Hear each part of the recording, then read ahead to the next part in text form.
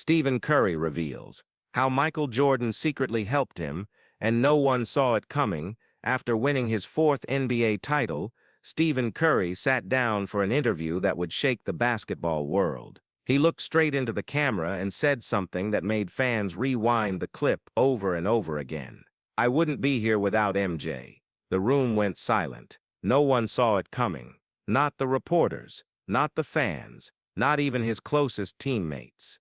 Michael Jordan, the GOAT, the man known for being ruthless, competitive, and famously distant from other stars, he helped Curry, but how? And why did no one know about it? Until now. Let's go back.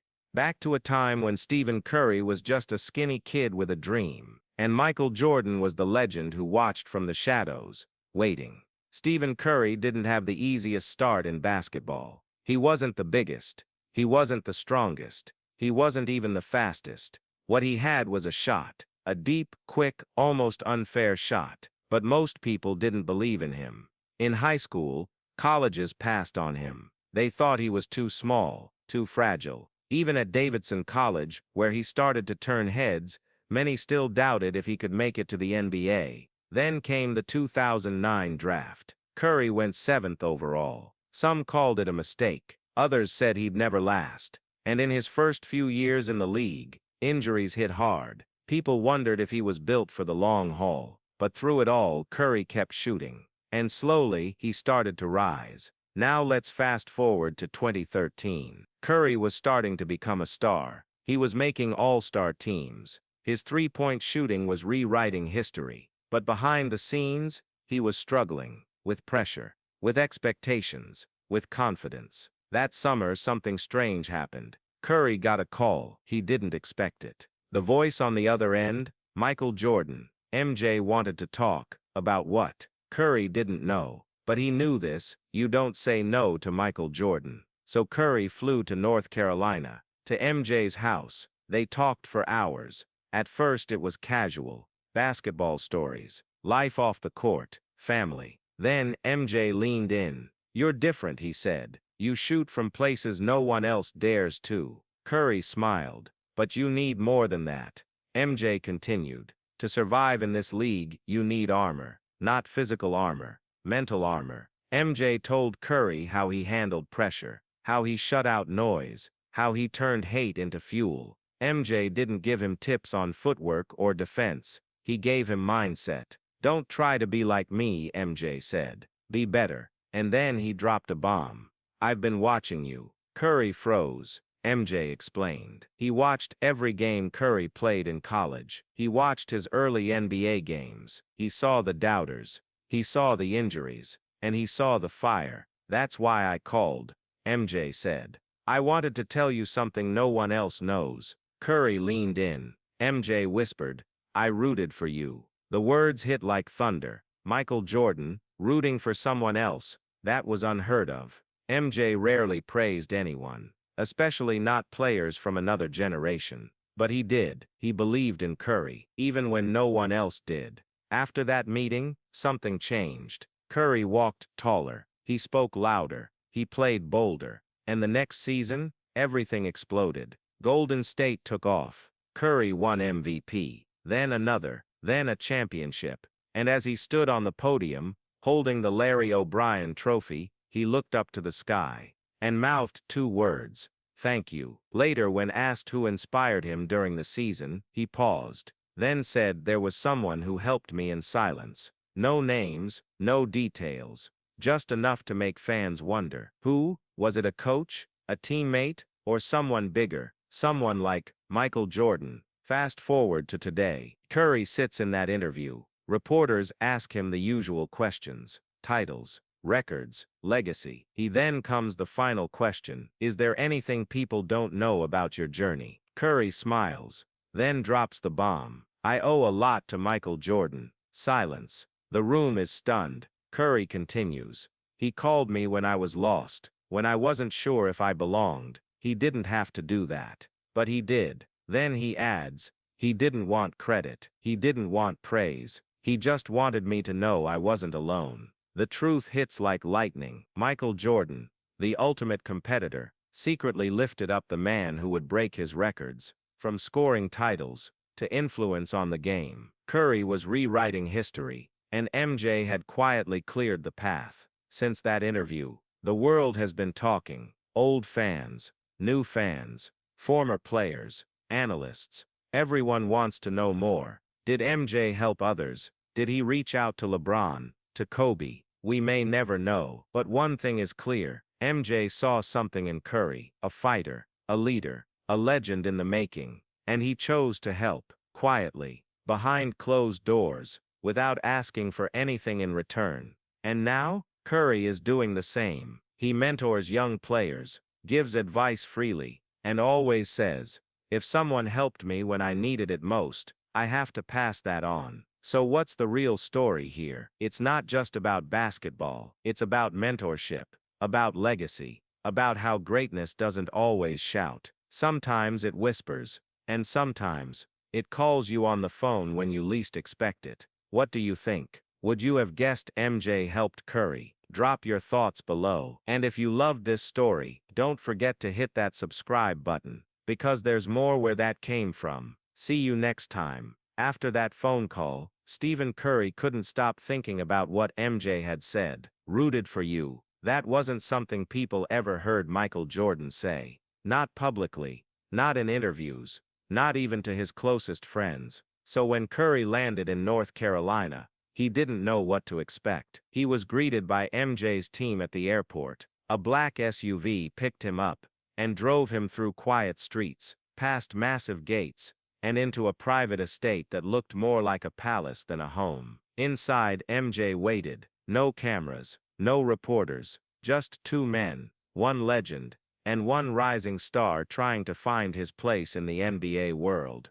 MJ stood tall, arms crossed, looking exactly like the man everyone feared on the court, but his eyes, they were softer than Curry remembered. MJ motioned for him to sit. They started talking. At first it was small stuff. Curry asked how MJ handled fame, how he kept his focus during long seasons, how he dealt with doubters who said he couldn't play without Scottie Pippen. MJ answered every question, but then he did something unexpected. He flipped the conversation. What do you want? Curry paused. I want to prove I belong. MJ nodded. That's good, he said. But wanting to prove people wrong, that only gets you so far. Then he leaned forward. You need to play for yourself. Not for them. Not for me. For you. The words hit hard. Because until that moment, Curry had always been fighting for validation. From scouts who doubted him. From fans who called him soft. From analysts who said he'd never be a true superstar. But MJ saw something else. He saw a player who could change the game. Not just with talent, but with heart. And from that day forward, MJ became Curry's secret mentor. After that first meeting, Curry didn't expect to hear from MJ again. But a few weeks later, his phone rang late at night. Caller ID. Private. Curry answered. It was MJ. Just checking in, he said. How's your knee? Curry was stunned. He hadn't told anyone about the pain he'd been hiding during training camp. MJ didn't wait for a long answer. He gave advice. Don't push through it. You're not me. You don't have to play hurt to prove something. Then he added, you've got a gift. Don't waste it on pride. That became a pattern. Over the next year, MJ would call out of nowhere, sometimes before big games, sometimes after tough losses. He never gave long speeches, just short, powerful words. You control your mind, not the noise. Stay ready. Opportunity doesn't knock twice. And always, be you. That's enough. These calls were never made public. No one knew. Not the media. Not even Curry's closest teammates. To the world, MJ and Curry were just two greats from different eras. But behind the scenes, they were building something rare. A bond. Built on trust. Built on silence. And built on belief. MJ believed in Curry before the world did. And now Curry believed in himself. The 2014-2015 season started like any other. Curry was good, but not unstoppable. Not yet. Golden State had a strong team, but Curry still struggled with consistency. Some nights he lit it up from deep. Other nights, he disappeared under pressure. Then something changed. Midway through the season, Curry played differently, more confident, more fearless, like someone had flipped a switch in his mind. He started hitting shots that made fans gasp and opponents shake their heads, from half court, from behind the line, with hands in his face. And when reporters asked him what was different, he smiled. "I just finally got it." "Got what?" "The game," he said. "It's not about proving I belong. It's about playing how I was meant to play." That season, Curry led the Warriors to a championship. He averaged over 23 points per game, hit more threes than anyone in finals history, and won the title with style. After the final buzzer, as the crowd roared and confetti fell, Curry looked up into the stands and mouthed two words again: "Thank you." No one knew who he was thanking, until now, because that whole season, MJ was watching, calling, gating, silently shaping the player who would change basketball forever. As Curry's star rose, so did the pressure. Other stars began to talk. Some praised him, others questioned if his style was real basketball. LeBron James, he stayed quiet, but others didn't. Kobe Bryant, he gave respect, but also challenged Curry to prove it wasn't just a hot streak. And then there were the old school legends. They said Curry couldn't win without his system, that he wasn't built for the long haul, that his game wouldn't work in MJ's era. Curry heard it all, and for the first time since that first call from MJ, he felt doubt creep in. Was he really one of the greats, or just a flash in the pan? Then came the 2016 season. The Warriors started 24-0. Curry was unstoppable. He broke the single-season three-point record and led Golden State to 73 wins, breaking MJ's own record with the 1995-1996 Bulls. But then came the finals, and the collapse, down 3-1, Cavs coming back, and Curry, he looked lost. After Game 7, he sat alone in the locker room. No reporters, no cameras, just silence. And then his phone buzzed. "MJ, one message. Greatness isn't about how you rise, it's about how you come back." That was it. No pity, no blame. Just truth.